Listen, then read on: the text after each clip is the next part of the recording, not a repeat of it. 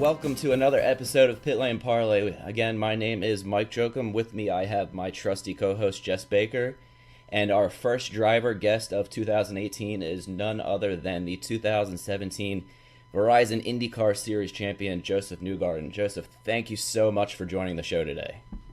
Yeah, absolutely. It's great to be on. Thanks for letting me join you guys today. Yeah, no, it's pretty cool when you can say your first guest, that is a driver is the 2017 champion. How has the off season been? Do you get any rest, or has it been constant meetings and trips and appearances? It's really been an adjustment for me the last year, just because joining Team Penske last off season was a real shift. I was used to being busy. I was definitely busy at Ed Carpenter Racing and the teams before that. But when you join Team Penske, there's so many partnerships and relationships that you really got to be up to speed on and really helping the team work on that. You're kind of all over the place. So you have that element that you're dealing with. And then certainly with the championship and us being able to secure that last year, that really brought everything up a notch too. And we've been busy with a lot of stuff from that side. So yeah, I'm always traveling. I'm always trying to explain what I'm doing. I'm normally at conferences or, speaking at an event or meeting with one of our partners. That's normally what I do when I'm on the road. But there's some fun stuff that gets sprinkled into. Like I got to go to Nashville a couple weeks back and watch a Predators game, see my friends at Firestone, so stuff like that. So you get kind of stuff all over the place, but it's busy. It's busy, and then we're trying to fit in the work for the new season too. So I'm trying to get to the shop and work with the engineers and make sure that we're going to be ready to go for 2018. Yeah, the Predators game thing looked pretty awesome. As a big hockey fan myself, I've been to Nashville a handful of times, walked by the Bridgestone building, but that looked real cool. Yeah. Jess, I'll turn it over to you.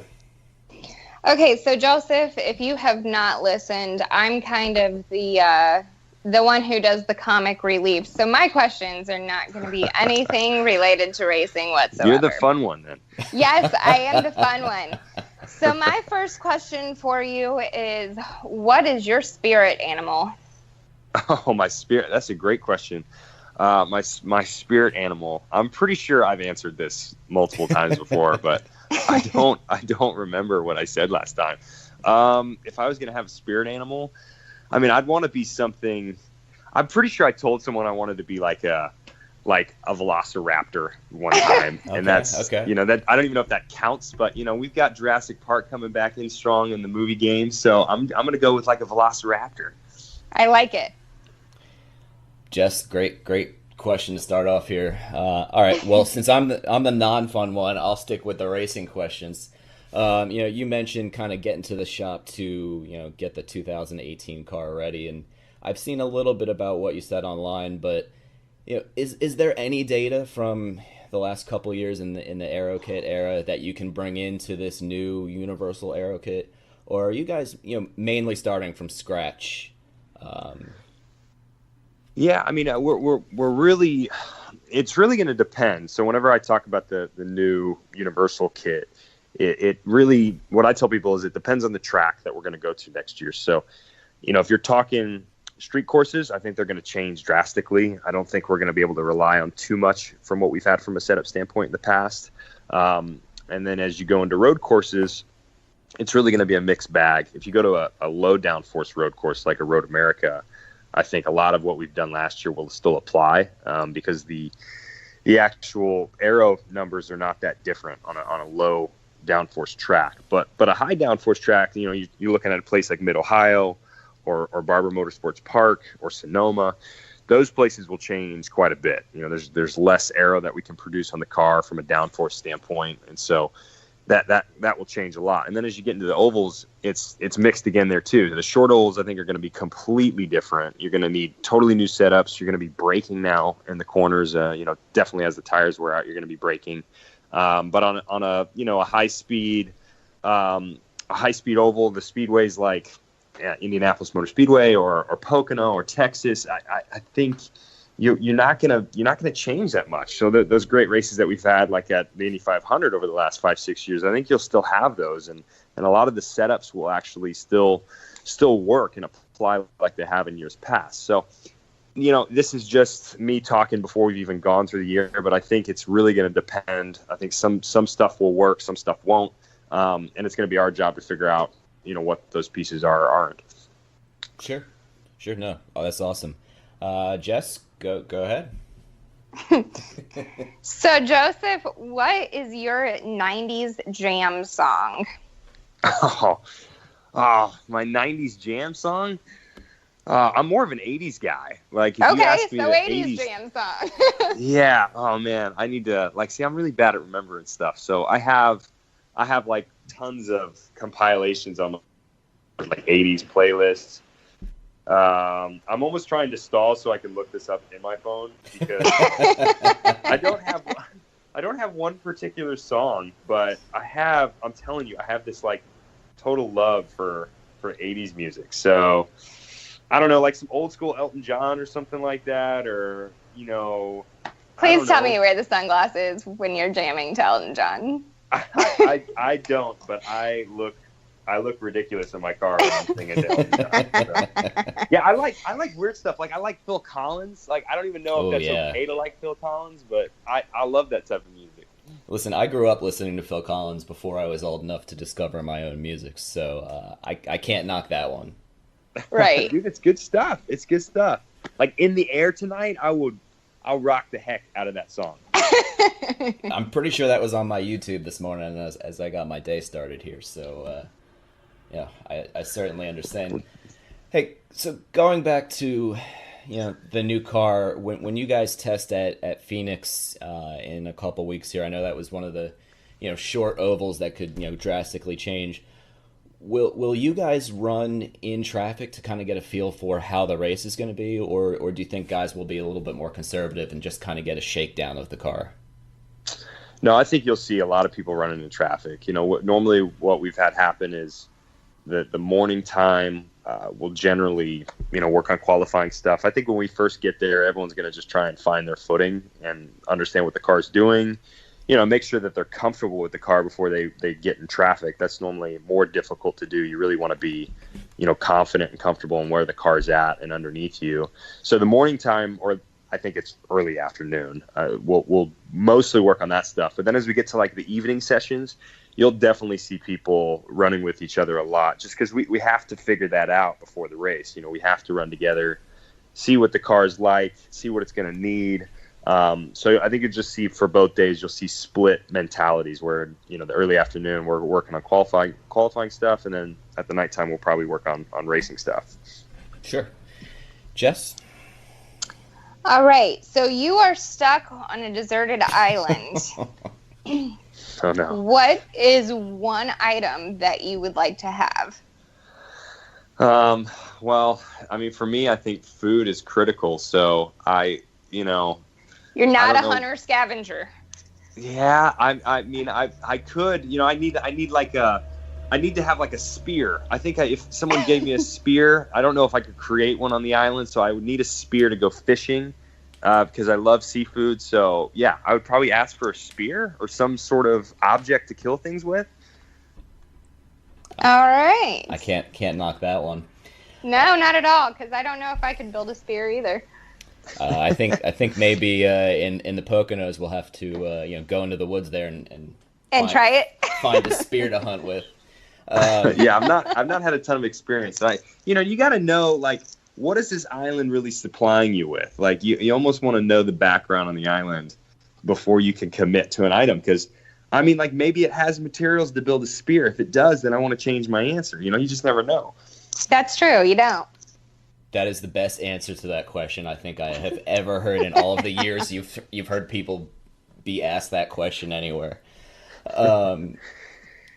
Switching gears, going back to your Indy Lights run in 2011, how important is Indy Lights and the Mazda Road to Indy to a driver's overall development? And do you think does it give any sort of advantage over maybe a guy coming over from F2 or F3 or any of these European series? Yeah, I mean, I think it helps a lot, particularly when you get to the Indy Lights level, so say you trained in Europe on the lower ranks and then you're ready to get to like the Indy Lights level. I think when you come over here and run that championship, it's really beneficial to getting into IndyCar, just because of the obvious things. I mean, you're going to be running on the same tracks. IndyCar is very diverse. You've really got to get into the mentality of switching back and forth between road, street, and oval tracks. It's harder than it looks. I mean, you really got to understand how to flow throughout the year with your driving style, your setup preferences. They're very, very different. So you're not going to get that in Europe, where you can just bounce back and forth between these very different racetracks. And I think Indy Lights, it provides that opportunity and kind of culture where you can learn about that. And so you can't replace that. I think it's tremendously beneficial. I think guys that go through that type of program have an easier time transitioning into IndyCar. It's not that you can't come straight to IndyCar. I just think you're going to have a quicker transition. So there's definitely positives to trying to go up through the road to Indy route than just coming over from Europe.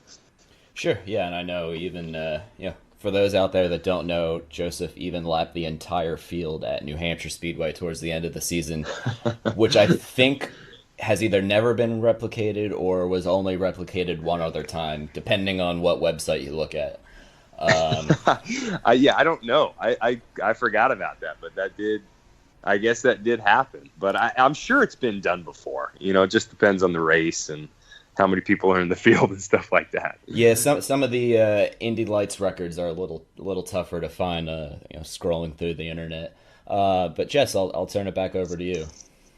All right, so Joseph, switching gears a little bit, not quite as funny, I guess, but if you could go back and be born as any person in any time in history, wow, who would you pick and why? These are great questions. I wish I could think about these because they're awesome questions, but you need some time to reflect. They're great. Like, these are really thought-provoking questions. Anybody? Oh my gosh! At any time. I mean, I wouldn't mind going back as like Abraham Lincoln and like getting, and being born in his time frame just to see the world in that era. I mean, that would be fascinating. But then again, it would be so neat to go back as like, I don't know, Julius Caesar and like see the world at that time with the Roman Empire and everything. Like, there's a lot of time periods you could go see. I would say probably one of those two would be my preferred ones. I think if I had to pick out of those two, I'd probably go with Caesar, because that would be pretty cool to go back and see what it was like when Rome was at its height. You know what? What else would be good is I'd love to go back to like the 40s or 50s, like the late 40s, early 50s. Like, I really think everything was just a great time in the world because, technology was evolving, but it wasn't at a point to where it was like super invasive in your life. So, it just seemed like such a happy time to be alive, especially in America. So I'd probably say like the early 50s too. Ooh, yeah, that would be cool. Especially with how different, racing was back then with multiple chassis and 65 people trying to get in the Indy 500. I've heard the stories about it from my dad and my grandpa, but to be able to witness that, or even more locally, Trenton Speedway or Langhorne Speedway, which are now just shopping centers, but would be really cool to see. Yeah, that's a great point. Yeah, I'd love to see that too. What are your thoughts? I know IndyCar and Jay Fry have done an amazing job on the oval qualifying. Slight tweaks. I saw many drivers come out and say how great it was. Curious is if you agree, disagree. Oh yeah. I was one of the people pushing Jay aggressively to make that change. And I think Jay, Jay gets it better than anybody. He wanted it too. So, for us on the driving side, we just didn't want a lottery system to really dictate where you're going to qualify. It's the old procedure was basically pulling a piece of paper out of a hat and seeing what number you were. And it's just, it was kind of hokey. Like, it's been done in racing, but we just thought there should be some performance behind where you qualify. And, that's really, really important on short ovals, because if you go first on a short oval, you're getting crazy penalized. It's very, very difficult to qualify and pole when you go out first. And then it's kind of the same story on the Indy qualifying points. It was almost too much of a reward for, you're basically giving someone a race worth of points when the field's going to be quite a bit larger and people that are in the championship are in it. So we didn't see that as something that was fair. And people are still going to go for it. They're still going to try and get the pole just because it's the Indianapolis 500, and that's never going to change. Sure. Yeah, no, I completely agree about the 500. I thought it was ironic that, thankfully he was okay, but Scott Dixon finishing in 33rd or 32nd place, ending up with more points than somebody who finished up in 10th place because of how he qualified. So I found that pretty interesting, but I'll turn it over to Jess here. All right, Joseph, you get one superpower. What do you pick and why? For me, it would be teleportation. I just want to be able to teleport wherever in the world at any given time. That would be nice. I mean, did you ever see that movie? I think it was Jumper, or yes. It wasn't. I think it was Jumper. It wasn't Looper. I think Looper was a different concept. But there's this. I think it was Jumper, and the guy could just literally teleport wherever at any given moment if he had been in that location before. And I thought that was the coolest thing ever. It'd be the greatest superpower in the world.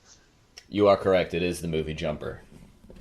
Perfect. Good. I thought I remembered that correctly. I couldn't remember. All right. Yeah, I like that. I would definitely do quite a bit more traveling if I could teleport.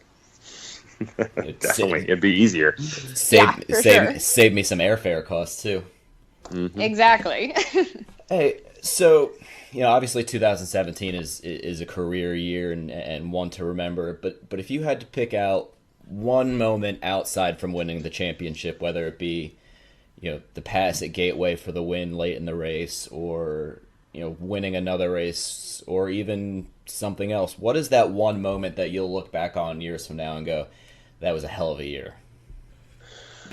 Well, I really enjoyed 2008 because I got the opportunity to go over and race in the Formula Ford Festival in England, and if you're into European racing, then most people know about the Formula Ford Festival, and it's always been such a big event. And guys like Michael Schumacher, Ayrton Senna, that was the event that they would go and run, and it was a big deal if you won that race. Sure. And there's not been a ton of Americans that have competed in it. There's some, but there's certainly been no American winner before. And so when we went over in 2008 at the end of the year, I was lucky enough to win the race. So it was just I thought that was so cool. They were very nice to us over there. It was the first time I'd been out of the country racing, and it was a really big deal. I mean, to me personally, I thought it was so much fun, and it was a big achievement to be able to go and run with those guys, and first time over in a different country win that type of race. So I just enjoyed that. I thought it was a good springboard for me to go compete over there for a couple years, and it was a super fun time in my life, with racing. Sure. Jess? Okay, so you are throwing a dinner party now. Ooh. And you get to invite 3 people from history, dead or alive. Okay. Who would you pick? From history, you mean so they got to be historical, or it's just it doesn't matter any time frame? It could be any people. It doesn't matter. It could be any time frame. Okay. Well, I'd probably pick. I'm really into cinematography and movie production, so I'd probably pick Christopher Nolan, who's my favorite director. Someone like Ron Howard, I'd invite him too. And then I don't know, I'd pick an actor, or I could bring Scorsese too. There you go. Then you got 3 great movie makers. So I'd bring I bring those guys. Scorsese would be the 3rd. That's awesome. That's telling. You definitely gave away a hobby there. Yeah, I'm into it. I think it's fun. I enjoy the work that people do. When they make great pieces and good movie making. So I've always been a fan of that industry. Has there been? I'm sorry, Jess. Go ahead. I was going to say, it's amazing how a good movie just takes you completely out of reality. Yeah, that's the idea of it too. I think for a lot of those guys, they want to, kind of transport you for a couple hours in your life, and and make you feel like you're somewhere else in, a different time or a different setting. Yeah, it's great. Has there been if you've had a free moment, a movie in the last year that you've seen that's kind of your favorite? Oh, it's the same for this. I've seen a lot of new movies. American Made was pretty cool. New Tom Cruise movie. Is really well made. It was an interesting story. It's based on a true story too, about this pilot that was working with like the CIA, and also the drug cartel down in South America. And it's just super interesting the way they made and told that story. So I liked that. I liked Dunkirk because it was different for Christopher Nolan. He hadn't done like a war type movie before, so I enjoyed that. So yeah, I would say those are two of the recent ones I've seen. Cool. So going back to 2017, probably my personal favorite race of the year, in Pocono, your power with your battle with willpower, the last 20 laps of the race, it was tough to see going into the long turn 3. How close were you to being able to pass him, or how intense was that battle for the last, I think it was 15 or 20 laps of the race? Yeah, it was intense. I mean, I was certainly trying to get by Will, but I just did not have the speed that he had, and it was more difficult than it looked. People saw me getting really, really close as we approached turn 2, and then I would try and pop out, especially to the outside, because Will was constantly protecting the inside, which was fine. I just did not have enough speed. Every time I popped out on him on the outside, it was not enough to fully clear him before turn 3. So if you can't do that, then you're putting yourself in a very difficult position. I'd have to really force the issue in turn 3 to pass him, and I thought it was too much risk at that time. And to me, Will had the faster car, so trying to maintain where we were and not let Alex get more into the mix, that was really what I was trying to do. If I could get Will, I was going to do it, but with the way he was protecting, I would have had to force the issue too much into turn 3, and I didn't think the risk was worth it with where we were sitting as a team standpoint in that race. Yeah, for sure. That was definitely, since you guys have been back at Pocono, I think the best race overall. But that battle there at the end is one everybody is still talking about. And it was 6 months ago. Jess? Okay, so kind of want to know, are you a handyman? What was the last thing that you had to fix? Oh. Yeah, a little bit. I get quite a bit of help around my place. I just got a place last year. I got a townhouse now. It was the first place that I've owned. And I'm pretty good with electronics. Like if there's anything that I got to sort out with TVs or speakers or stereo systems or something like that, I can normally figure it out and get it going. But like carpentry work, I have not done much carpentry work in the last year.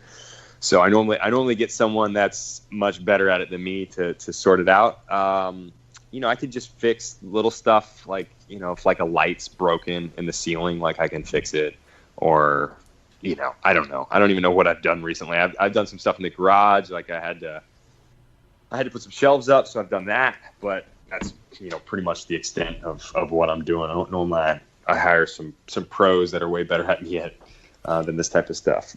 Yeah. Yeah. I am the worst handyman on the face of the earth, to the point where, we just moved into a house a couple months ago, and my wife does all the IKEA building or furniture putting together, and I sit in the other room and do the technical stuff. Yeah, see, the tough for me is like I could probably do most anything. Like I think I could figure it out, but I just get so particular that I know if I'm not going to do something well, then I don't want to do it. Like I'd rather have someone that can do it really well, that I know is way better at me at it, then I'd want them to come do it. So that's why I don't venture too far. Like I'll build furniture. Like if I got to move stuff, it's fine. Like, any little things, but you're talking about like building something out in like, if you wanted a pantry and you wanted it built out, like I'm not going to do that, because I know if I do it, it's going to be mediocre to subpar. Hey, Yeah. at least you're honest about it and you don't try. I did the same thing when I owned a house. If I needed something major done, I just called in the professional. It was way easier and I wanted it done right.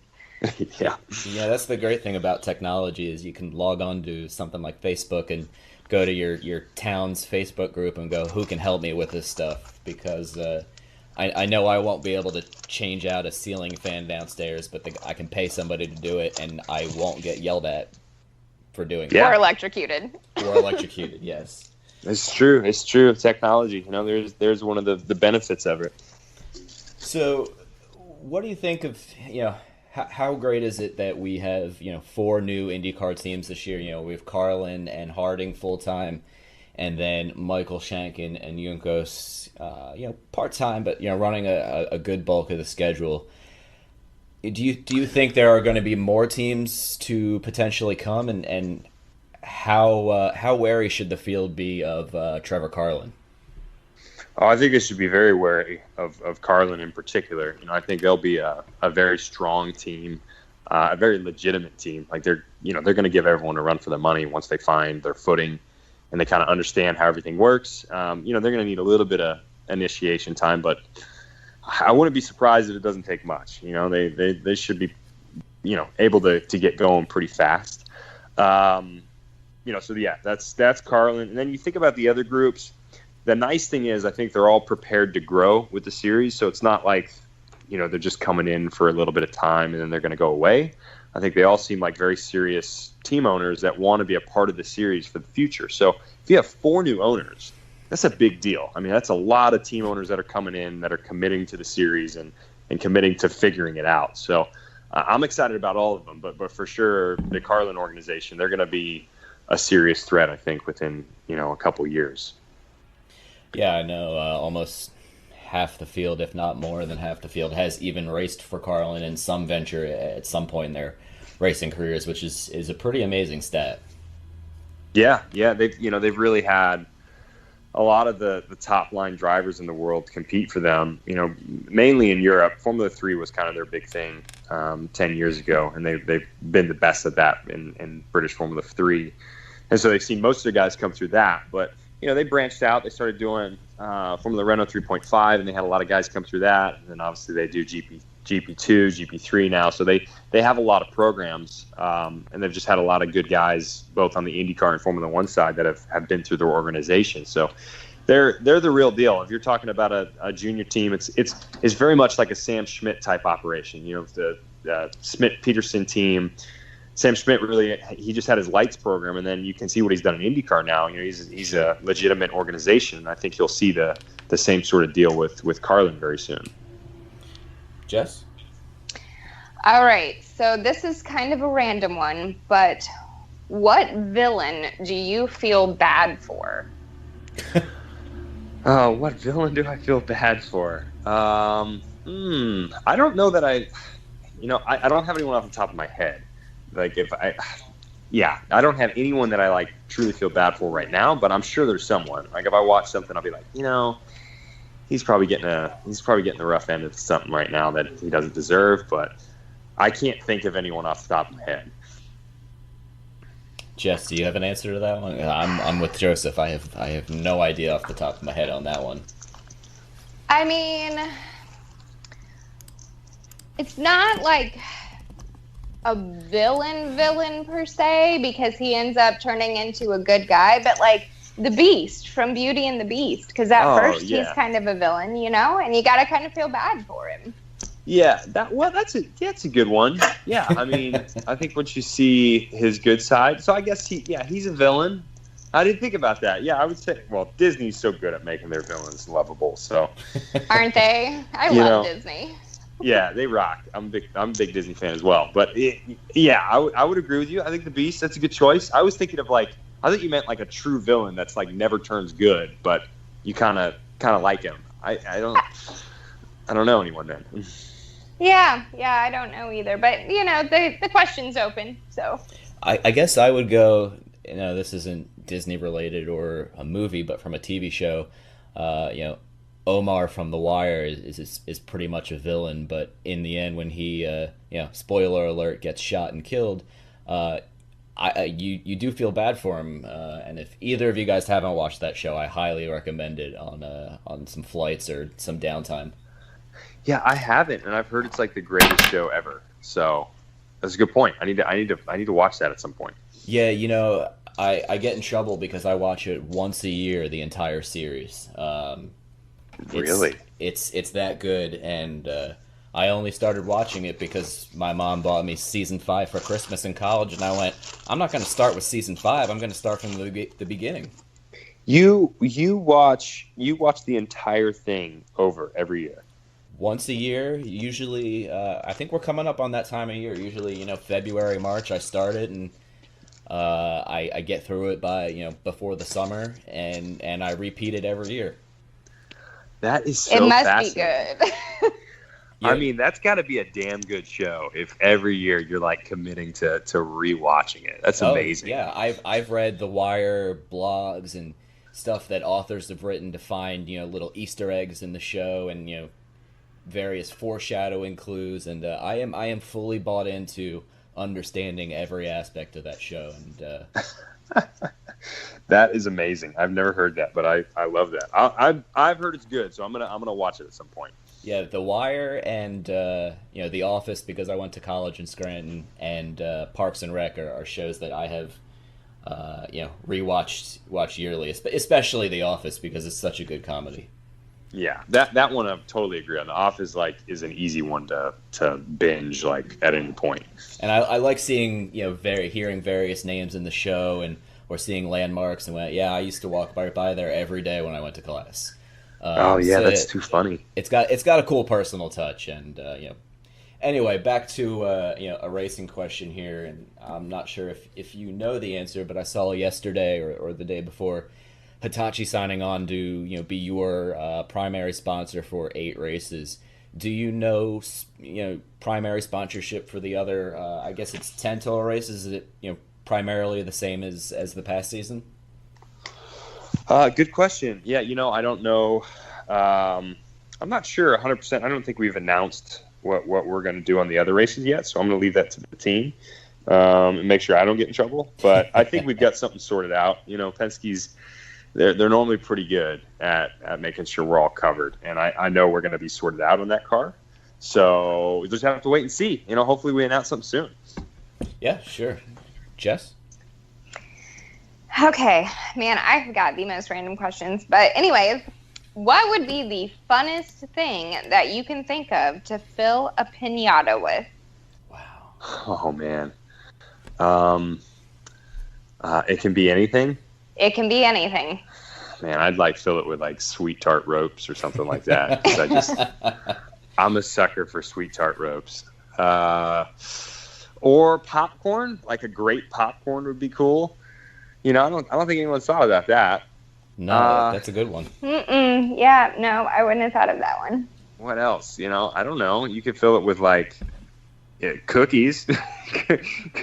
Cookies would be fun. I'd be all about some cookies. You need to be gentle on them so you don't crush them up too much. But yeah, that would cookies? be kind of. You'd have cookie crumbs probably. Probably.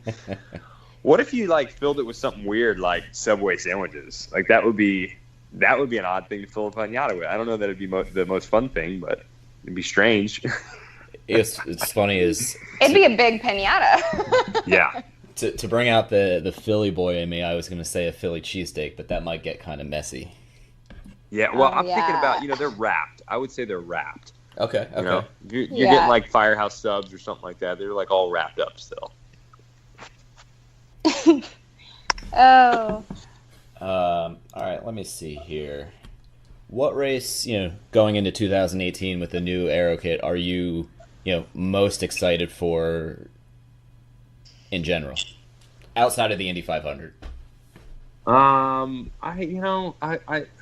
always a fan of Road America, so I'm excited to go back there, and I think we have a good car around there, and it was a great race. For me, that was a very fun race to be a part of. Was Road America, so that's at the top of my list. But everywhere, everyone asks me what's my favorite track, and it's hard to have an answer just because we go to so many different types of tracks, and they're all pretty unique and different, and they're all fun in their own way.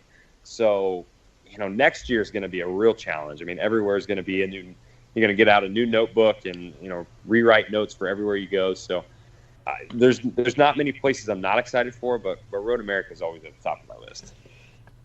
I was thinking back to one of my earlier questions about, setups from the previous Aero Kit era.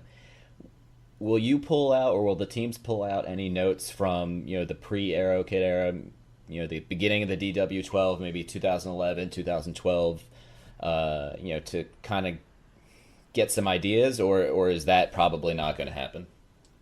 Yeah, good question. Yeah, we most likely will. We'll pull out some notes and sort of look at what the car was like. Some of it's applicable, some of it's not, but it's good to refresh your memory and kind of see what the car was like in that era. So, yeah, to answer your question, yes, we do that, and I'm sure a lot of teams will be looking at their notes from that era. Jess? Okay, so now you have a very large block of cheddar cheese, weighs about 400 pounds. What are you going to do with it? Oh my gosh. A block of cheddar cheese that's 400 pounds, what am I going to do with it? Yeah, what are you going to do with it? I'd probably make a party and say, hey, I got a cheese party going on and everyone needs to come help me eat this cheese. I'm thinking put it in a pool and melt it and make the biggest thing of queso ever for a party. I mean, you better make sure that pool does not have chlorine in it. Well, no water in the pool. Empty pool. Oh, empty okay, pool. Okay, and then you just put the cheese in there and melt it, because I can't think of anything that could handle 400 pounds of cheese other than a pool. I mean, that's a big chunk of cheese. That's a lot of cheese. You're gonna need a lot of help to eat that cheese. I mean, you got to have a cheese party. I don't know how else you handle it other than that. I think we found I do like it. Yeah. I think we found the title to today's episode: Cheese Party. The Cheese Party. There you go. That's right. That's a good movie title. So, Jess, I'll turn it over to you again. All right. So, wrapping up, because we have kept you for quite a while, what is the most random fact that you know without having to Google it? Gosh, these are all I don't have straight up answers for any of these things. Yeah, I don't know. Elephants never forget. You gotta know that, guys. That's so true. Anything else? I don't know. I don't have any random facts. This is a great question. I love people that have answers for these immediately. They're just like, oh, hey, yeah, this. Did you know beluga whales reproduce 4 times a year? People will say there's people you can meet when you ask them that question, and they'll have the most absurd facts, and they're just ready to go. I'm not that person. I don't, but I know people that are like that, and it's really funny. So, listen, before we wrap it up here with one final easy question, your pick for the Super Bowl match and who's going to win the Super Bowl? Oh, great question again. Well, I think the Patriots are going to be in it. That's no doubt. They will be there, and I think they'll probably win it, to be honest with you. Who are they going to match up against? I don't know. Who do you think who do you think's going to make it there? So, listen, the Eagles fan in me is obviously going to say the Eagles. But I think the NFC Championship game is going to be one of the better, or if not best, games of the 2018 playoffs here. Both teams have an interesting story at quarterback and great defenses. So I hope the Eagles win, but I could see it going either way. Yeah, I mean, I'm sort of already bummed because my Titans got knocked out, which was expected. I figured they were going to get crushed, and they did. So I'm kind of, I don't even mind at this point. I just want to see a good game. That's what I look forward to now is just seeing a good game on the Super Bowl. Yeah, no, for sure. So listen, we won't hold you up any longer here. You've been an amazing guest for the last 40 minutes or so. So listen, again, thank you very much. hope you enjoyed being on the show, and best of luck going into 2018, and we'll both see it out at the track at some point. Hey, I enjoyed this a lot. Thank you, guys. It's good to meet you over the phone. Yes, you too. Thanks a lot. Thank you. See you now. All right, bye. And thank you again to Josef Newgarden for joining us here. It's pretty awesome that he spent so much of the episode with us. Really goes to show what an ambassador for, the future of IndyCar he is. And I think, Jay Fry and team have definitely recognized that. You've seen him do, quite a bit of press here this offseason at the Predators game, as he mentioned, and the Detroit Auto Show yesterday. And I'm pretty sure he's also going to be at the St. Louis Auto Show near Gateway next weekend. Don't hold me to that date, but I'm pretty sure it's coming up.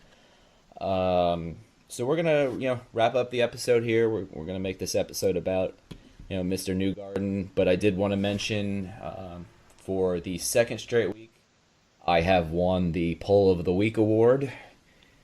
Again, Gag. The poll results for maybe those who neglected to vote or don't remember what they voted for was our pick to win the our early and uneducated guess to win the Indy 500. I had Carlos Munoz. Jess went with Tony Kanaan, and guest Matt Hickey last week had Helio Castroneves. And out of the 49 or 50 people who voted, 41% agreed with me, 38% agreed with Matt, and Jess came in last place with a sad 21%. Cue the little sad violin sort of instrument, but I don't have a soundboard with me here. So, Jess, I'm going to give you a reprieve, and this week's new poll isn't going to be a competition, but... no, because these are all mine. Yes, this is true. I win no matter what. Jess is going to win this week's poll. We're going to have some fun with this one and make it part of our first Pit Lane Parlay T-shirt design. For those who have now listened to the entire episode, we had some fun questions mixed in there with the racing racing questions, which to me really shows that, Josef is one of the greatest guys to lead IndyCar into this future, because he can talk racing, but if you want to talk about what you would do with a 400-pound block of cheese, he has fun with that. And I think that's, the kind of the personality that IndyCar needs to, be in the news going forward. So with that, I will... give you guys the 3 options for the t-shirt design poll. I'll leave it open for 7 days, and we'll announce the results and a t-shirt picture next week. Our 3 options are cheese party at Joseph's, or what would you want in your piñata, and finally, what is your spirit animal? Probably the 3 best questions that Jess came up with, especially the cheese party one. And if you want to chime in, our Twitter is at PitLaneParley, Parley, and tell us what you would do with a 400-pound block of cheese. I don't really know outside of Jess's melt it into a pool and have a queso dip party. But I digress.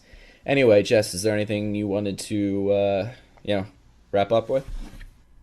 I just want to say thank you one more time for Josef. That was so much fun getting to talk with you, and thank you for taking my really random questions and just running with them. I appreciate the thought you put into some of them too. That's great. And yeah, I am super glad that we got that opportunity, and yeah, let us know what you would do with the block of cheese, because I can't wait to see these answers. I mean, I'm sure it's going to get creative. Yeah, and thank you to everybody that listened, and again, thank you to Josef. It's a pretty cool thing to be able to say that the show's first IndyCar guest was none other than the series champion last year. And with that, Jess, I'll let you sign it off. And remember, guys, keep your lug nuts tight. I like cheese. I like cheese. Say I like cheese, Christy. I like cheese. More. I like cheese. Say it more. I like cheese. More. I like cheese. Say I like cheese. I like cheese. I like cheese. I like cheese. I like cheese.